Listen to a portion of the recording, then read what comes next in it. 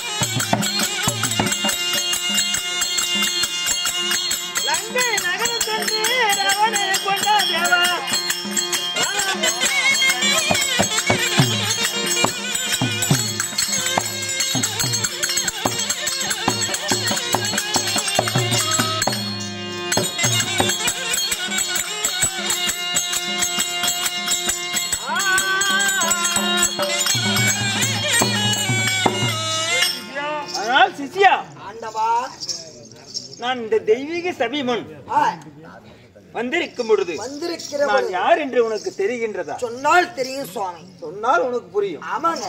இல்லேன்னு தெரியாது. தெரியாது. இந்த பக்த மார்கண்டேயன் என்ற நாடக அரங்கேற்றம் வைத்துள்ளோம். ஆமாங்க. இந்த பக்த மார்கண்டேயன் நாடகத்தில் நான் யார்? நீங்கள் யார்? என் பெயர் என்ன? உங்கள் பெயர் என்ன?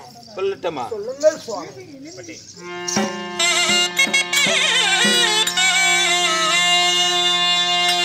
கட்டிய மரமூரிய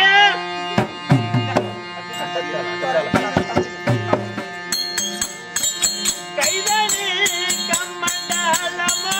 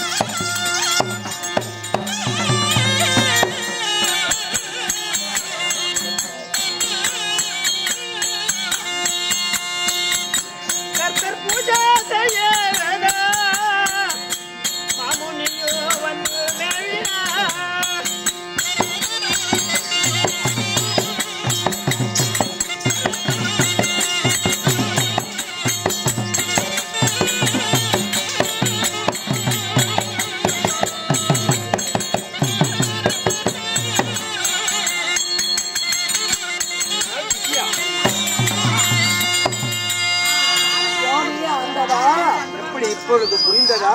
ஐயா, என்னுடைய எனக்கு புரிந்தது. இந்த மக்களுக்கு தெரிய வேண்டும் அல்லவா? என்னுடைய பேர் விளக்கமாக கூறுகின்றேன், கவனமாக கேள். அகட்டு சுவாமி. எப்படி தெரியுமா? திருபா முனிவருக்கும் சியாதி அம்மையாருக்கும் தாதா விதாதா என்ற இரு புதல்வர்களும் பார்க்கவி என்ற ஒரு பெண்ணும் பிறந்தார்கள். அப்படி தாதா விதாதா என்ற புதல்வர்களில் ததா என்னும் குச்சிதா மகாமுனிவருக்கும் நியாதி அம்மையாருக்கும் மகனாக பிறந்த என்னுடைய பேரோ கவிசிகன் ஆகும். ஓ, கவிசிகன்.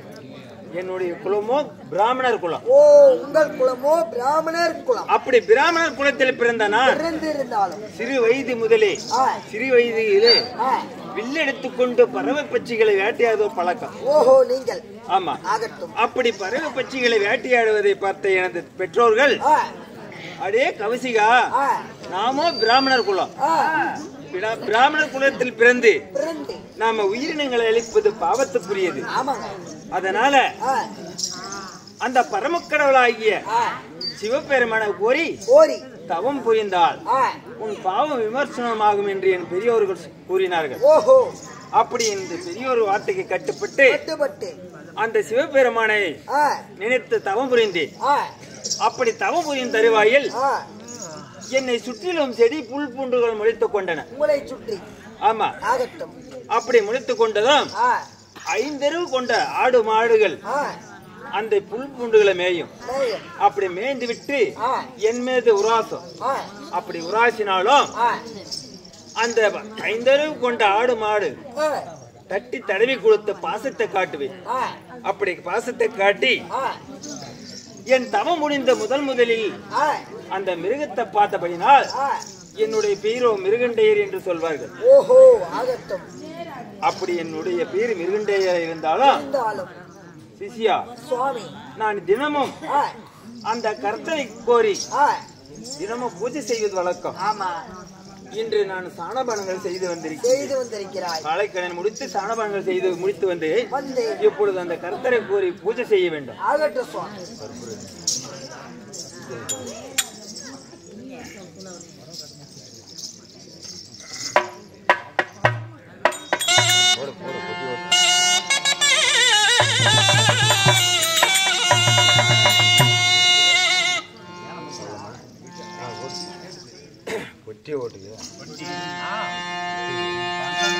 கங்கு ஜடாதர எங்கு நின்றவனே ஓம் மகாதேவா.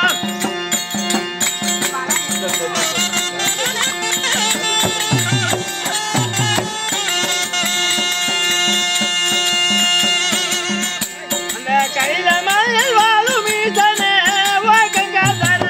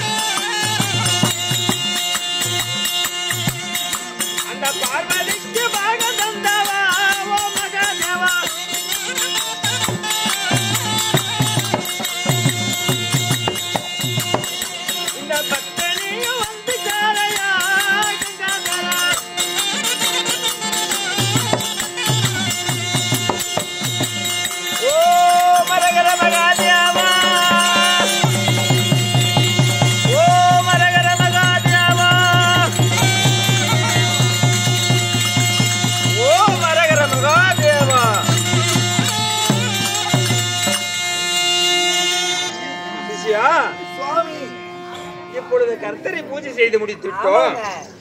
இன்னொரு விஷயமே எப்படி என்றால் இந்த தேவலோகத்தில் மாதம் ஒரு முறை தேவர் சபை சேருவது பழக்கம். அந்த தேவர் சபை இன்று சேருவதாக எனக்கு லிகிதம் வந்திருக்கின்றது. ஆமா, அதனால தேவர் சபை செல்ல வேண்டும்.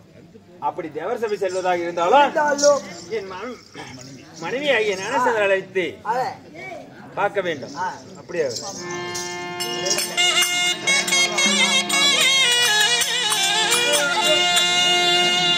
அகோவதி எப்படி என்றால் மண்டா முன்னாடி அங்க போய் சொல்றா.